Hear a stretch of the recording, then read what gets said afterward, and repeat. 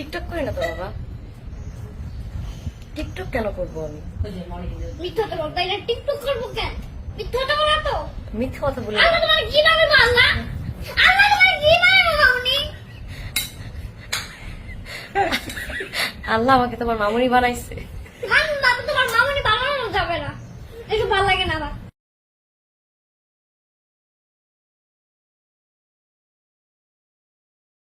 ও কিন্তু একটা আদর্শ সন্তান হবে ইনশাআল্লাহ। সত্যি ও কিন্তু আল্লাহ বিরোয়া